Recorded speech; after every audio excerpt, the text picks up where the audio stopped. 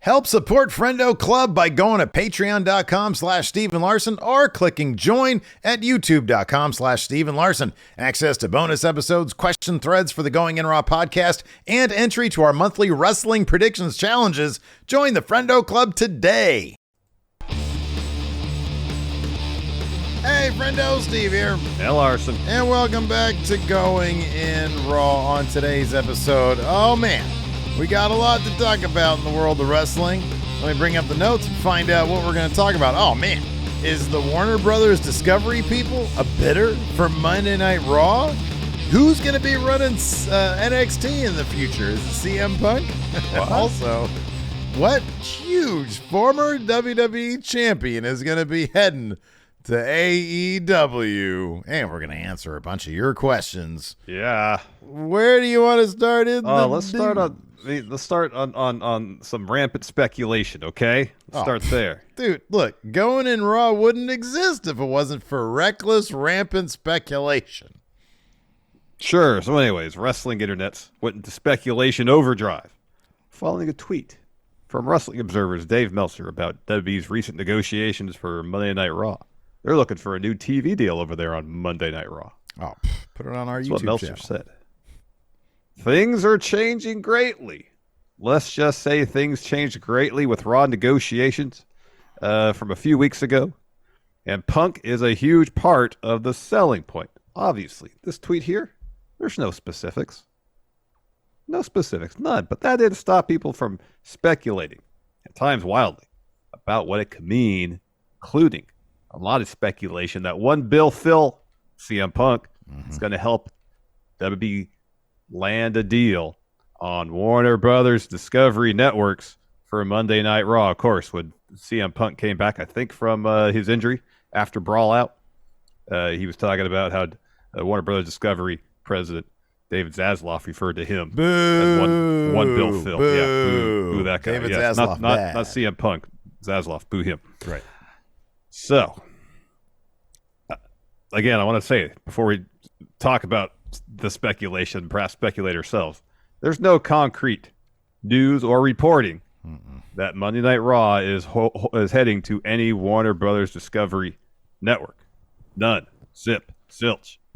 Right. It's just this Meltzer tweet that things are changing, evolving. Yeah.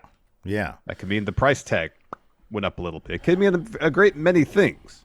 Yeah. But you go on wrestling Twitters, wrestling social media, and there's a lot of people saying, "Oh, well, if and when Raw heads to Warner Brothers, that means AEW's done for." You know, dude. Here's the thing about this. It is not, given what we've seen in the year 2023 already, and I know we're coming to a close, but it's been a packed year in terms of surprises. CM Punk alone has had kind of like 3 surprises this year. at least.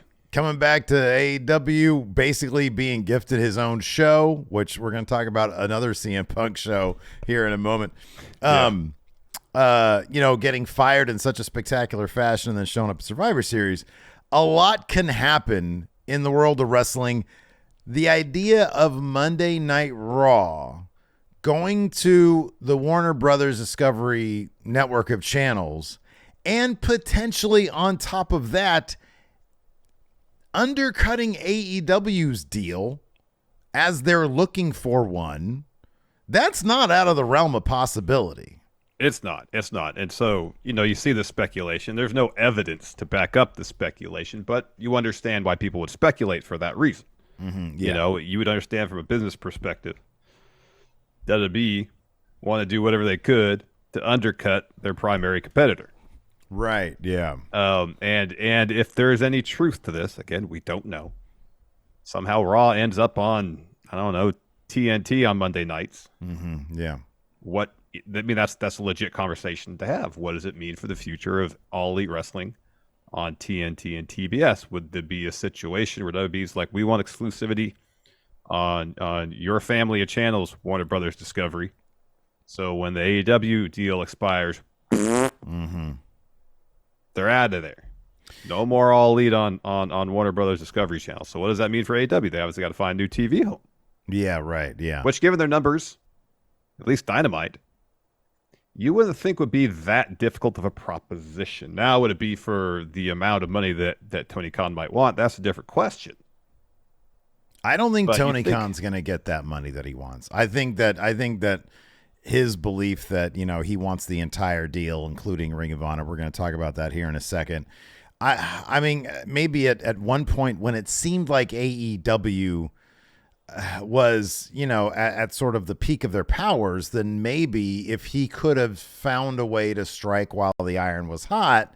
But as we've seen with the Collision rating, it's not bulletproof. The Rampage rating, their ability to drum up the kind of buzz that WWE has now and translate that to ratings, they're not full. They're not bulletproof. They really aren't. That being said, they do have a relationship.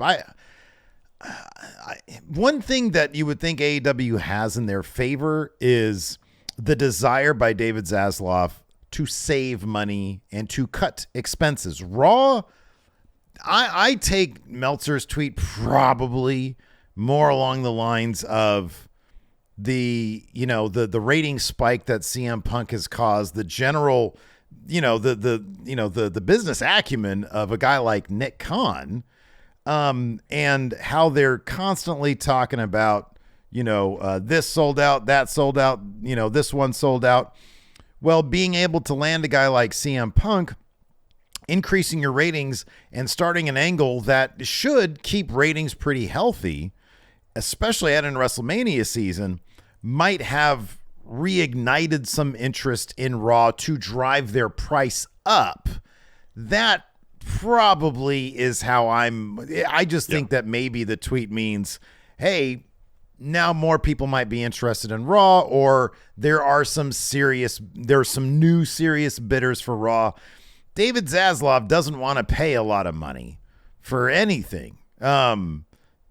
He cans entire movies just for tax breaks. He cuts programming from the Mac service so as to avoid paying royalties, which really you would think are not that much money. Yeah. The one thing he has been good at apparently is cost cutting, and it sucks from a lot of different perspectives, but he was brought in to cut costs. It's his job, and that's what he does. I don't know if paying for a wrestling property, especially the history of wrestling, is just full of cyclical activity. Yeah. You saw where WCW was in 1995 compared to where they were in 1997. And I know, it may be apples and oranges to a degree, but that's just the nature of wrestling history. Yeah. Well, I mean, if you look at WWE in 2018 compared to where they are now. Yeah. Talking about things being cyclical. Yeah. In 2018, 2019, we were talking extensively how creatively WWE was garbage. It was, yeah. That's garbage. Triple H is in charge now. There's a renewed focus on just like basic storytelling fundamentals. Yeah, exactly. Yeah. He's not reinventing the wheel over there. No. He's like, hey, we're going to actually tell stories in a competent manner. And he's actually sort of taking from the playbook of Vince McMahon pretty heavily. I mean, he studied under Vince McMahon, and Vince McMahon sort of invented that language. We've talked about that before. Yeah. From a business standpoint, I don't know if it makes sense for WBD to want that. The thing about USA and the USA, the NBC Universal, is that USA is able to look at Monday Night Raw and say, we have the number one show, on most Monday nights. They're probably overpaying for it already, given what they get back in return. I don't know that WBD is going to overpay for something like that. They've got the number one shows a lot of Tuesdays and Thursdays with the NBA. And who knows if maybe they'll be losing out on NBA. Maybe that's understood. And so maybe they're looking to replace to a degree. That could be. Because I imagine they're paying a lot more to the NBA for those broadcast rights than probably what WWE would sure, but the return on the investment's a lot more for it's a lot less, but who knows in terms of the net they're, yeah. Who knows? Whether they're willing to take that price tag of the NBA licensing rights off the books and not getting as much, but spending less not getting as much return for WWE, thinking that might be a wiser investment in terms of cutting costs. Who knows? Mm-hmm. Who knows? Yeah. Again, we don't know. There hasn't been any concrete reporting on any of this. Mm-hmm. So anything beyond is what does Stone Cold say? Pure speculation. Pure speculation. Yeah, but you're right. No, I mean, if WBD's primary objective right now is cutting costs because they're like in mountains of debt. Mm-hmm. Yeah, lots of debt. And to start chipping away at that debt, then you wouldn't think dropping $1 billion over the course of 4 or 5 years. Probably more than that. Yeah, I think because they're going to get some sort of multiplayer. You would think so, and there's a lot of ways to interpret Dave's tweet, including just the landscape has changed somewhat in a very general sense. Mm-hmm, yeah. Now that Punk's there, the number for his segment with Seth did really good numbers. Really well, yeah. There's a massive spike. Mm-hmm. There's a lot of intrigue, a lot of discussion, a lot of buzz around where that all could lead, and it's understandable to think, okay, Phil is good to be seen as a draw on Raw. Therefore, if he's going to stay there, they can sustain this momentum. Then perhaps they can get more money, more people might be interested, stuff like that. I mean, without specifics, you can't really say, conclusively, it's going to be a Warner Brothers Discovery going after. It's all about striking while it's hot, and WWE they really have proven since the merger with TKO, UFC, since Triple H really and Nick Khan have sort of been at the forefront of this whole thing.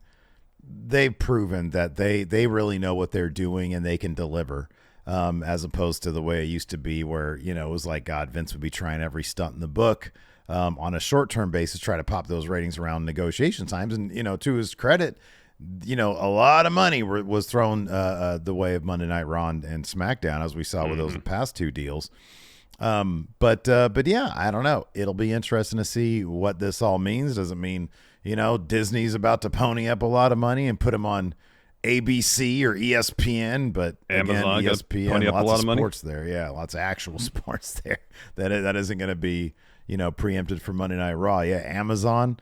So I don't know. It'd be interesting to see how big of a CM Punk fan Jeff Bezos is, or Bob. What's his name? Iger. I think Bob got a lot of problems with his Disney. That's what he's got these days. Yeah, he is. Maybe he's like, hey, universe. that Wish movie didn't do too good. I wish I got CM Punk over here in Disneyland. Wish didn't make one bill. Bring in one bill, Phil. So anyways, regarding the WBD's relationship with Tony Khan mentioned during yesterday's Ring of Honor Final Battle media call, and these transcripts come to you via Fightful, that, quote, "We've had really good talks with Warner Bros. Discovery, had a great visit with them today, and we have a really exciting relationship that has grown a lot over the years and has expanded for AEW. Ring of Honor is still a third party in the relationship and is a company putting on really exciting wrestling and is peripheral to the conversation right now. It offers a lot of value to AEW and to a media company. There is a lot of interest in Ring of Honor, and some of the most exciting wrestling and stories of the best events in Ring of Honor history are happening now. It's really awesome that Ring of Honor has healthy options and very complimentary for myself, my family, and our business interests. The Ring of Honor media rights and the massive library and IP are there and accessible to us as we pursue new media rights for AEW in 2024. We also have additional value for the Ring of Honor library with the AEW library that's continued to grow. Almost 200 episodes of Dynamite, well over 100 episodes of Rampage, and an exciting half year of Collision." So again, he's looking for the package deal, man. Yeah, it's like a la carte. No, thank you. Give me the package deal. God bless him if he's able to get it done. Oh, absolutely. I'll believe it when I see it. Is it worth all that much? I don't know. I don't know either. I mean, it's clearly a developmental brand. It's basically the replacement for Dark and Elevation. It's not like the thing about Ring of Honor is that, here's the deal.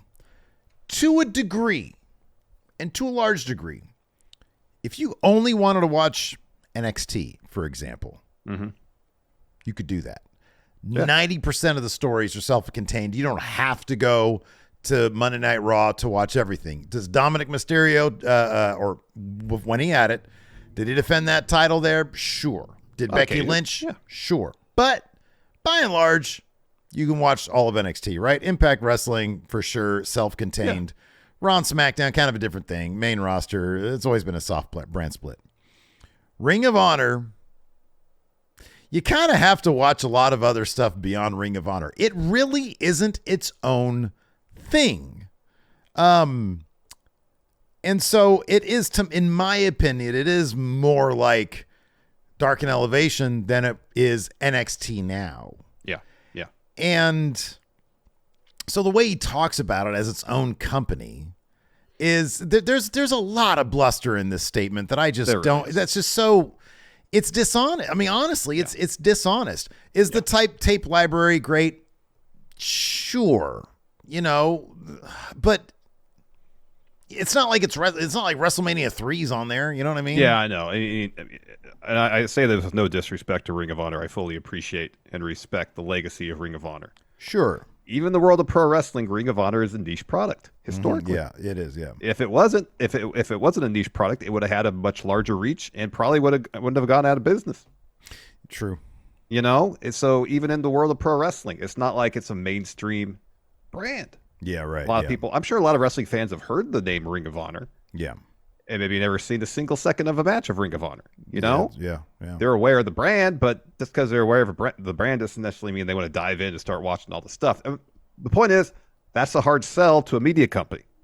It's not much added value. No, it's not. It's not for, especially I'm guessing for what Tony Khan thinks it's worth.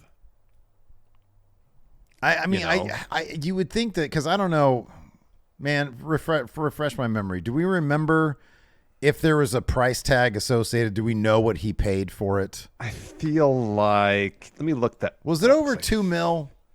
Let me look into that. I'd swear it was not that much, but I don't know if it's really going to add so much more value than what he paid for it, which, if I recall, was not in terms of billionaire dollars. Yeah. Wasn't that much. Because he is from $1 billion family. So this is what he had to say about it. This is from, I think, a media call. Oh, it's StarCast. He says, when I purchased Ring of Honor produced the show, was able to buy the tape in the sale, which is a very lucrative part of the sale. In fact, the gate for Wembley Stadium at All In was several times the price of the entire company. What was the gate at all? I don't know, like a lot, probably like, I don't know, let's say $10 million. $10 million. Okay. So safe to say less than $10 million. Yeah. Okay. Yeah. I don't know that. Oh, okay. Cultaholic here has an article that Tony Khan paid less than $4 million for it. Okay. That's from Meltzer. Yeah. I mean, yeah, I don't know, man. I just don't know that it does that much. I don't think that it does more than $4 million. I mean, if he expects it to get, like a 20% increase over what it would have been without it, I don't think it'd be worth that. No, if he's looking to get $1 billion for over the span of even 10 years, I don't know that it's worth that. Yeah, I don't know if the Ring of Honor property as it exists now and the tape library, is going to add much value to the overall TV deal. What he should be selling is the live broadcast rights to Dynamite, Rampage, and Collision, because that's seemingly where the money is. Yeah. All these streaming services have plenty of back catalog content. Mm-hmm. There's no shortage of that. Mm-hmm.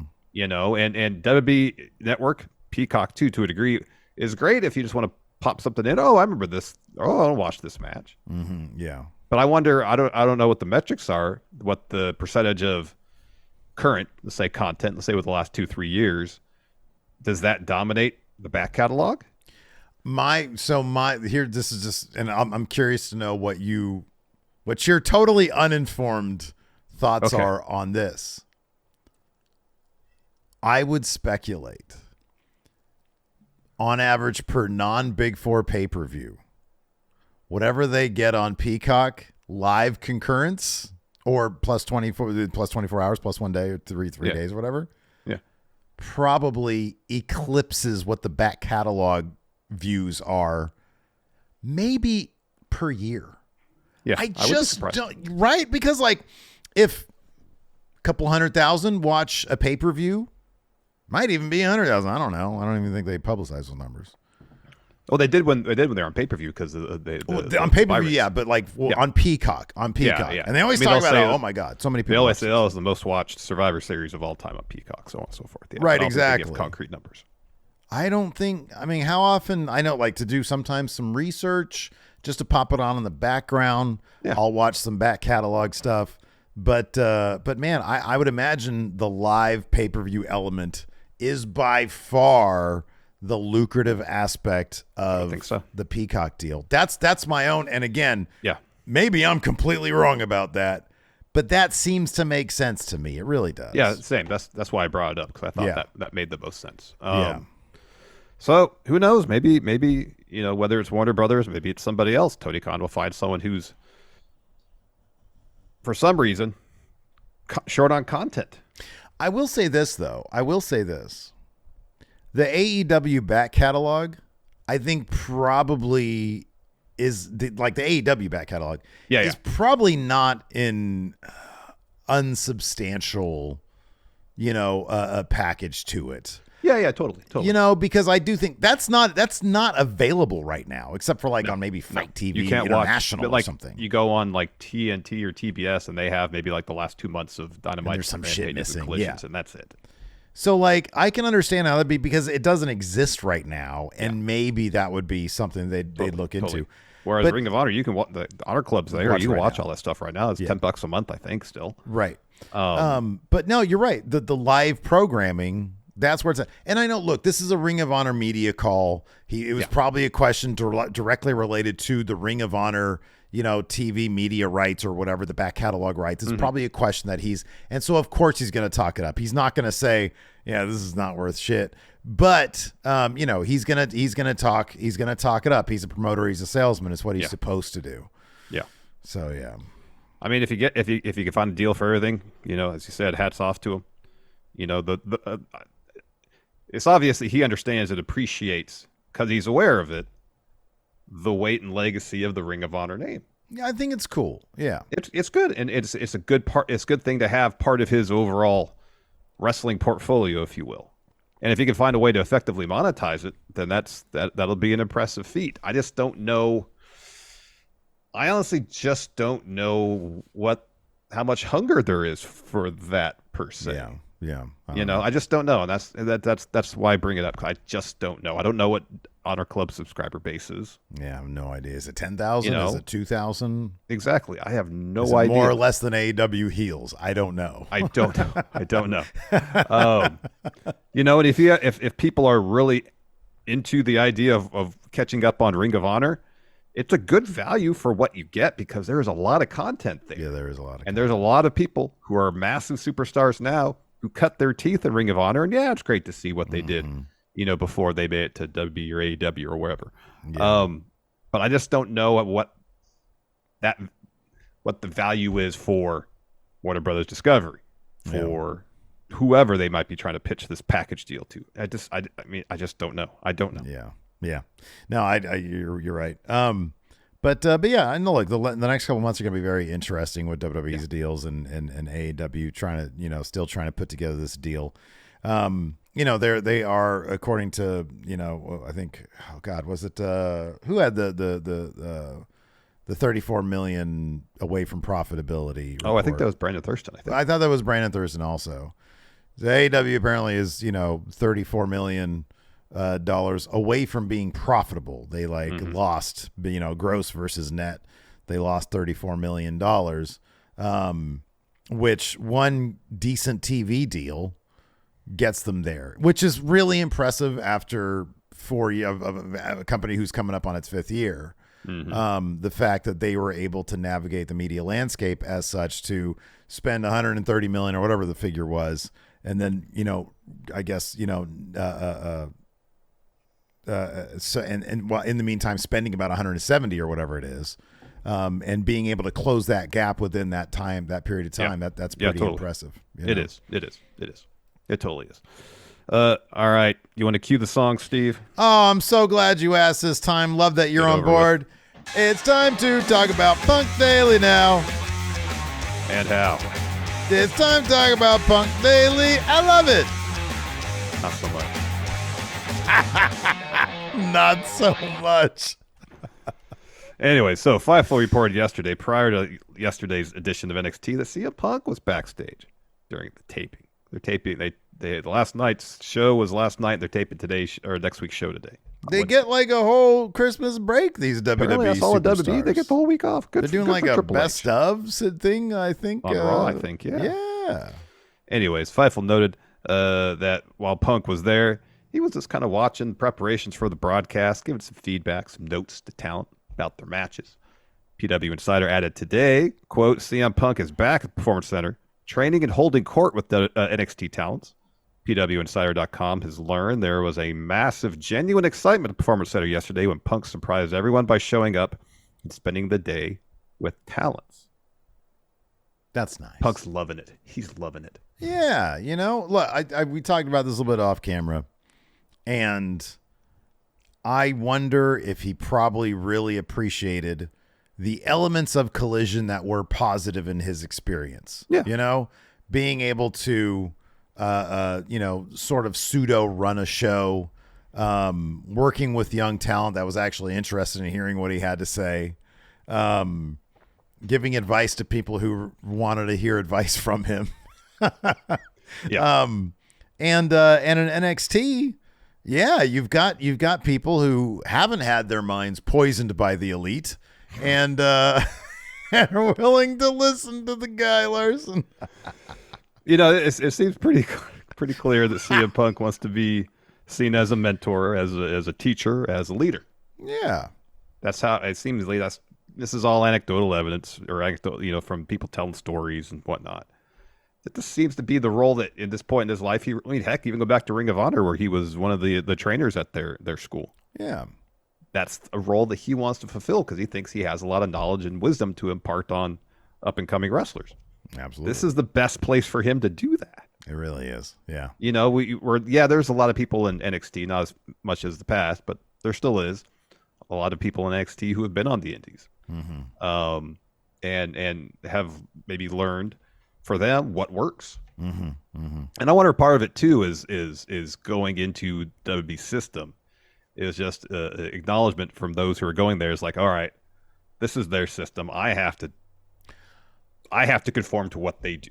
That's the expectation going into it, you know. A lot of cross communication maybe in AEW when you do have even going back to the beginning. This is not meant to the whole poison the mind. That was clearly a joke.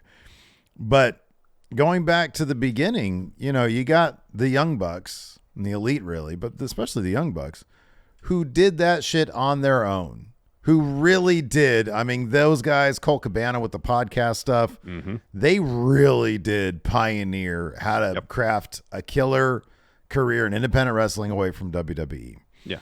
So you got those guys. You got Cody, who came up in the system and under his dad, but largely in the WWE system. And so that's a way to do it. You have Tony Khan, who really, before then, ain't no different than Steven Larson, except he had $12 billion to his family's name. Right. Yeah. Yeah. And so nobody's taking advice from this guy, even if I got $12 billion, you know, nobody's going to ask me how to wrestle. So it's like, hey, you got a couple different schools of philosophy, which on one hand you think, oh, that could be cool. But on the other hand, that it could get kind of messy with so many different philosophies. Totally. Totally. Like you said, when you're part of the WWE system, you're part of the system. And you walk into there, man, that ego is going to get checked really quick if it exists. And if Phil Brooks is up there, you know, at the top dispensing his wisdom, you know, that's like Shawn Michaels doing it, you know? You said on the learning tree then. Exactly. That's a good segue because, you know, could Punk's time at the PC over the last couple of days have more to do than simply giving some notes and watching the show, according to Ibu from Wrestle Purists. Ibu tweeted the following yesterday before NXT, I believe. Quote, CM Punk's long-term goal is to succeed Shawn Michaels in NXT. Was told he was buzzing last night, didn't sleep, and flew to Orlando. He'll be doing a lot of observing tonight, seeing how things work over there in terms of TV production. Okay, so my question is this. How many people are aware of what CM Punk's long-term goals are? His inner monologue. You got to think it's probably very, very, very few. Maybe CM Punk's business card says future NXT head trainer showrunner. and booker of NXT. Yeah. So you would think that this is probably coming from somebody really, really, on the inner circle of Punk's orbit. But because that's a very specific goal to have. Yeah. That's a very specific goal. It's like people close to Steven Larson say they want to achieve 200,000 subs before the end of the year, which, by the way, we're trying to get to the simple goal of 198,891 subs by the end of 2023. And if we get there, we're oh so close, Larson. If we get there, we're going to do a 12-hour stream. We don't know we're going to do that 12-hour stream. We're going to do something. And we're so close to our goal. So if you haven't 37 already, away. 37 away. Do us a solid. Hit that subscribe button. Hit the notify bell so you always get new going in Raw content. Getting back to CM Punk, though, just because I saw that segue right there. That's a very specific goal to have in mind. And it's sort of sometimes crossed my mind. I wonder who a good successor to Shawn Michaels could be. Yeah. Man, that would be given that he's already had a taste of running a show with Collision. Maybe this dude is going to be the future of WWE's creative. Wouldn't that be something else? Get that typewriter out. 14 weeks of TV. There you go. He's talked about that stuff, and say what you will about the guy. He is seemingly incredibly creative when it comes to, hey, I want to tell some cool stories, some engrossing stories. And I liked a lot of the stuff that he brought to Collision. And I'd be really interested to see what he would do with something like NXT if he had, the creative. God, my dog just farted something nasty. The book. Yeah, the book, yeah. All right. Speaking of dog, remember Dog Ziggler, Steve? Oh, I remember Dog Ziggler, yeah. All right. So we're 1 week away from those no-compete clauses of the last round of WWE releases. They're expiring. 1 week from today, December 20th, I believe. Maybe it's the 21st, whatever. I don't know. It was I thought it was the 20th. It was 3 months from when they were released, and therefore that'd be the day the non-competes ended, or is the day after. It's nebulous to me. I don't know. There's crickets in my head right now, man. I have All right, no that's idea. fine. Same. No clue. It's been a long day. It seems that it'd probably be pretty likely that some of those talents are going to end up in AEW. High on that list is probably Nick Nemeth.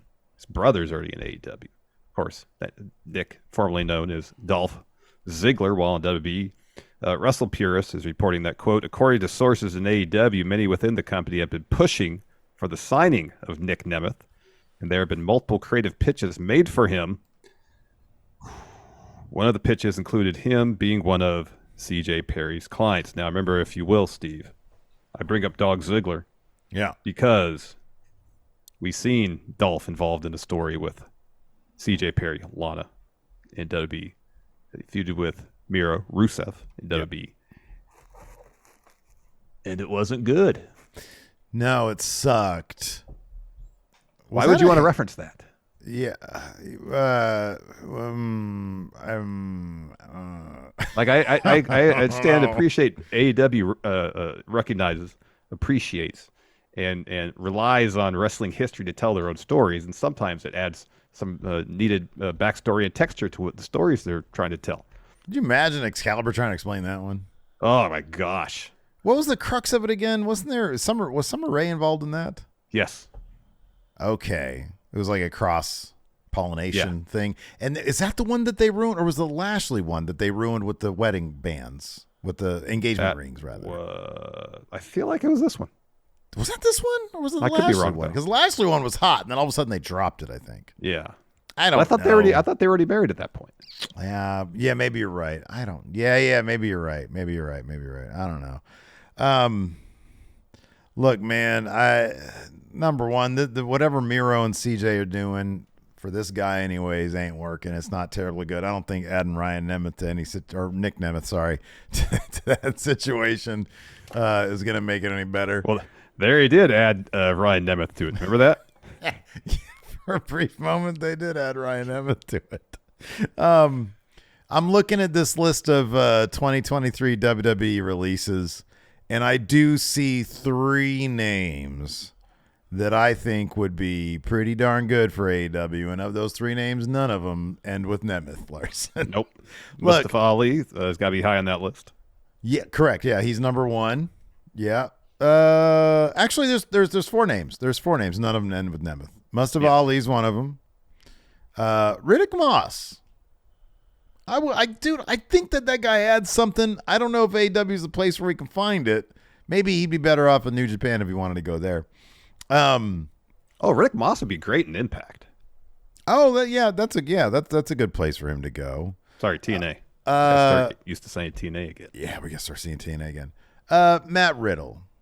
Give that dude another chance, man. I hope he get, when somebody on the outside of the wrestling ring doesn't have their head screwed on right, I just hope that they get there, I hope they get there. I really do. All that business at the airport, it's like I feel like the dude he needs to get some help. He needs to figure all that stuff out, right? Yeah. Yeah. So I hope he gets that because I loved him in the ring. I thought he was great, and I feel like Vince really just put him in a shit position. And I feel like Triple H didn't quite know what to do with him either. Mm-hmm. And then, of course, my number one name that I'd love to see go to Rick Boogs. Give me Rick Boogs in AEW, world champion material within 12 months. Who needs Swerve? And you got Boogs. Oh, Larson. My goodness. All right. Getting back to Dolph Ziggler.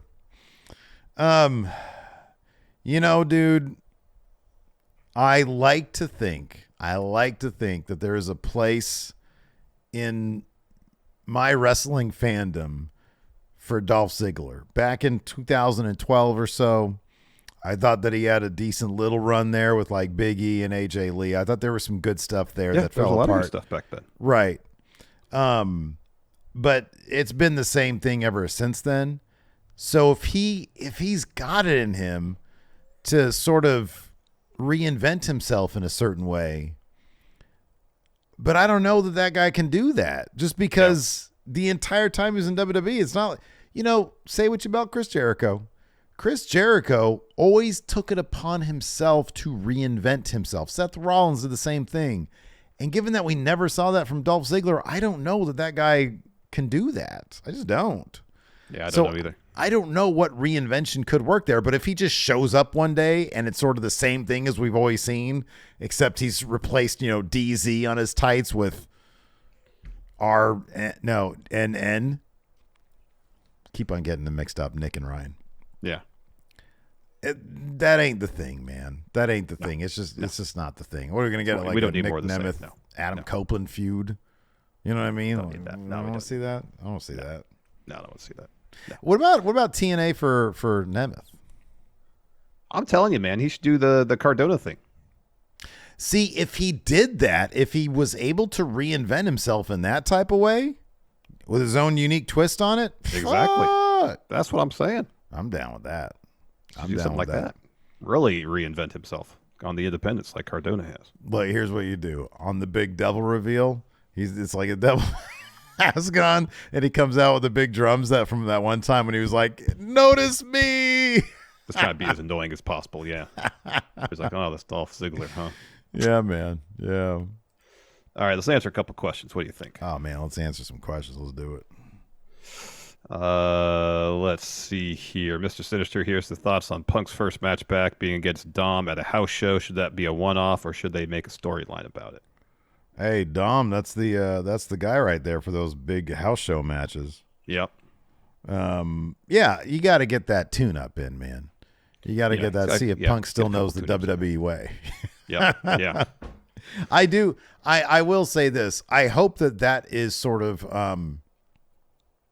that sort of prelude to a feud with. I mean, he's going to be on Raw. Of course, Judgment Day is going to be around. Yeah. But a sustained thing with Dom and CM Punk.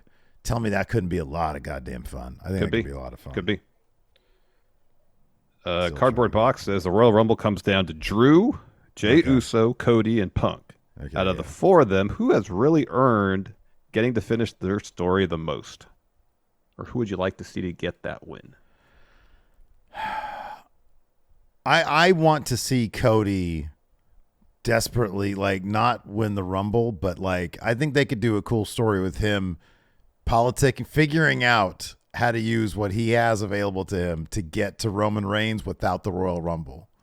That's what I want to see, because I don't want to see 2 months of just him promoting him getting back to finish his story. He needs to. It's that Shawn Michaels thing, man. Yeah, that's what I got to see with Cody, right? So he can finish that story, right? We've seen Drew win the Rumble before. I do like, we did a Rumble a card predictions video that's going up soon, where you had said something along the lines of how cool it'd be for Drew to finally win that title in front of a huge Mania crowd, and everybody's booing him because he raked somebody's eyes to get it, and he's like, "Oh, this sucks." I thought this was gonna be great, but it's awful. I love that idea.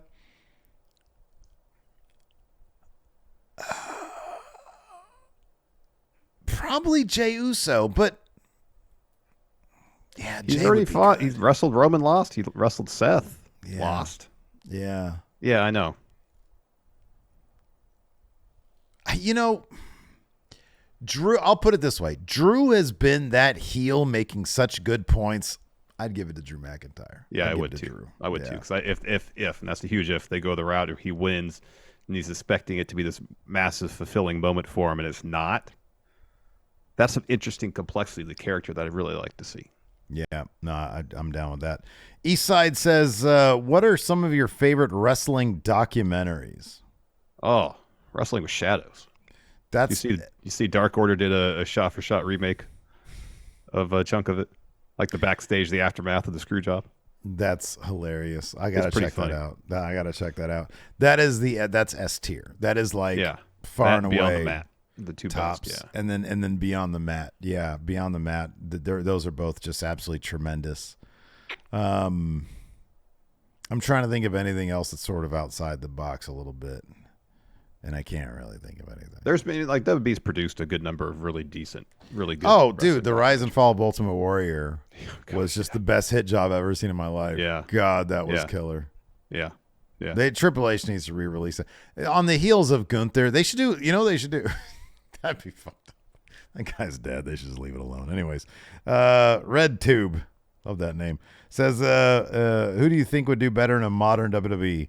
Damian Sandow or Wade Barrett? For my money, it's Sandow, and that's not even close. That guy was he had that sort of like thing. Yeah. That he knew how to connect with the WWE crowd. Yeah, he did.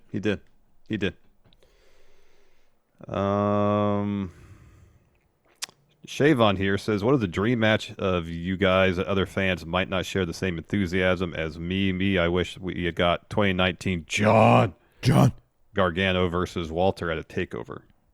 Oh, that's a really good one. Yeah, remember when really good match. Finn Balor and Gunther were supposed to have a fight. Yeah, that's supposed to happen right before the pandemic. Yeah, that didn't happen. Dream match. Sid, of course, taking on Dijak. Oh wow, okay, that's a good one. Sid versus Von Wagner. Oh yeah, that's a good. Hey. Yeah.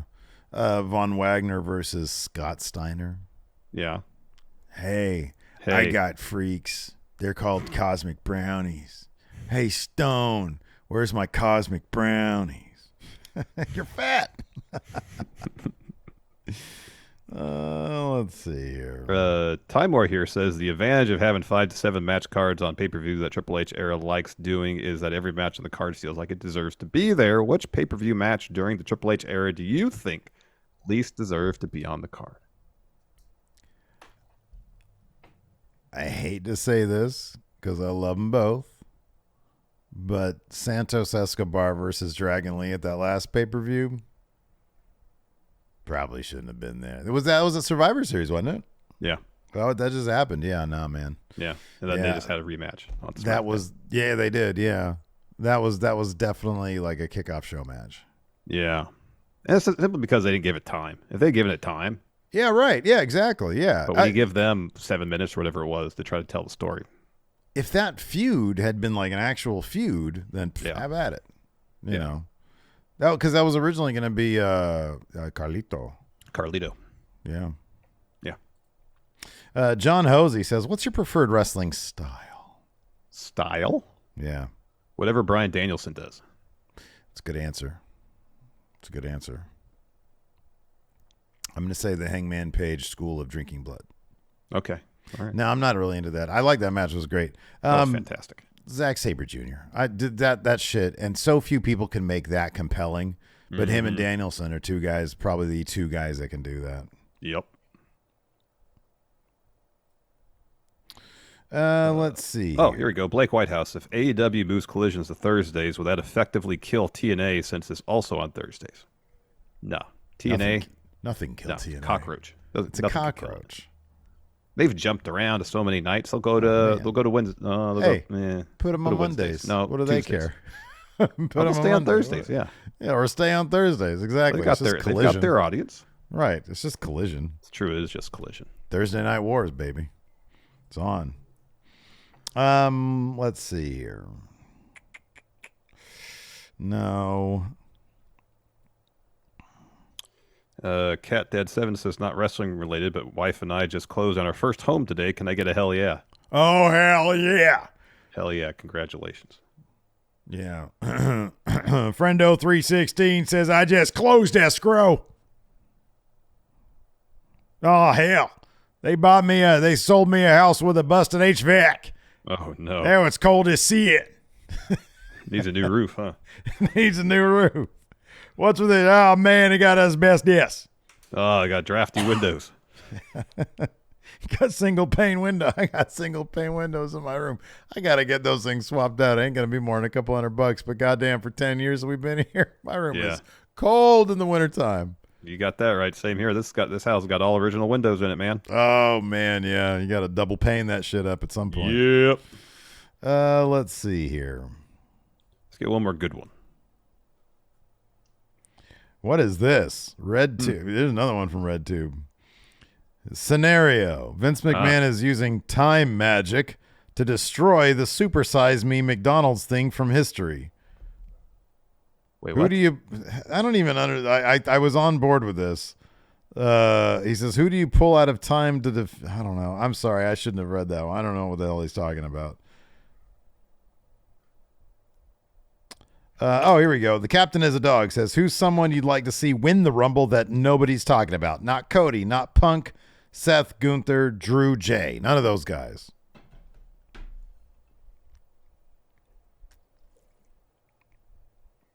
Lashley.